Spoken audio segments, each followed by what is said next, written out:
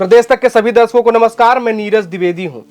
मध्य प्रदेश विधानसभा चुनाव 2023 संपन्न हो चुका है। अब हर किसी की निगाहें 3 दिसंबर की ओर हैं, जिस दिन यह तय हो जाएगा कि मध्य प्रदेश में कौन राज करेगा।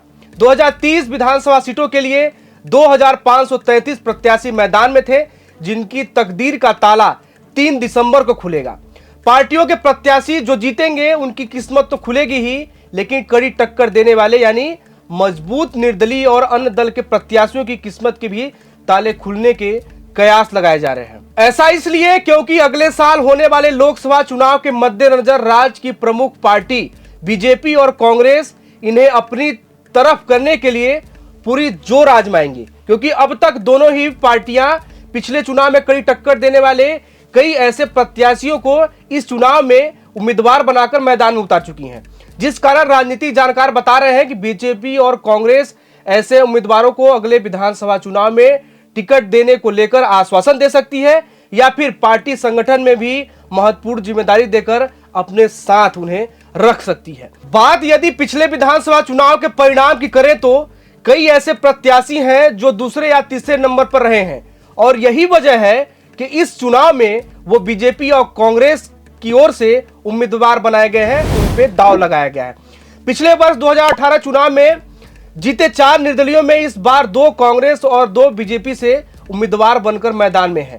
इसी कड़ी में कुछ ऐसे निर्दलीय प्रत्याशियों की बात करते हैं जिन्हें इन प्रमुख दलों की तरफ से टिकट दिया गया है।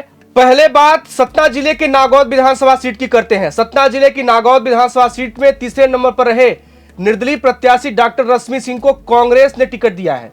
वहीं सिवावल सीट से निर्दलीय प्रत्याशी विश्वामित्र पाठक को बीजेपी ने मैदान में उतारा है, जहां से कमलेश्वर पटेल कांग्रेस से मैदान में है। आप सब जानते हैं कि साल 2018 में के चुनाव में निर्दलीय के तौर पर विश्वामित्र पाठक तीसरे नंबर पर आए थे। साथ ही गुड़ की बात करें तो गुड़ विधानसभा सीट से सपा से लड़कर दूसरे नंबर पर रहे कपिल ध्वज सिंह को भी कांग्रेस ने इस बार चुनावी मैदान में उतारा है। आगे बात करें तो बड़वानी से निर्दलीय लड़कर दूसरे स्थान पर रहे राजन मंडलोई इस बार कांग्रेस की ओर से मैदान में उतरे हैं। पिछली बार बालाघाट से सपा से लड़कर दूसरे स्थान पर अपना दबदबा कायम करने वाले अनुभा मुंजारे पर भी कांग्रेस ने भरोसा जताया है।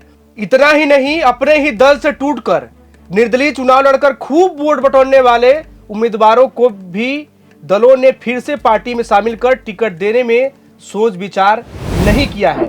इस चुनाव में भी ऐसी स्थिति है। बीजेपी और कांग्रेस के कई मजबूत दावेदार टिकट न मिलने पर निर्दलीय या किसी छोटे दल से चुनाव लड़ रहे हैं, जिनकी स्थिति मजबूत नजर आ रही है, और वो भारतीय जनता पार्टी चाहे हो या कांग्रेस, दोनों को कड़ी फाइट दे रहे हैं। अब परिणाम को महज 1 हफ्ते बचे हैं और यह तय हो जाएगा कि कुर्सी किसे मिलती है और किसके नसीब में फिर से संघर्ष लिखा जाएगा।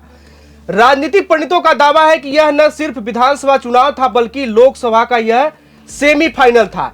देखना यह होगा कि कुर्सी भाजपा के पास रहती है या फिर कांग्रेस के पास चली जाती है। इस खास खबर में फिलहाल इतना ही। अन्य खबरों के लिए आप बने रहिए प्रदेश तक के साथ। देश दुनिया और अपने आसपास की ताजा तरीन वीडियो को देखने के लिए प्रदेश तक को लाइक करें, फॉलो करें और YouTube पर सब्सक्राइब कर बेल आइकॉन को दबाना ना भूलें। साथ ही ऐसी ताजा अपडेट के लिए pradesh tak.com पर विजिट करें।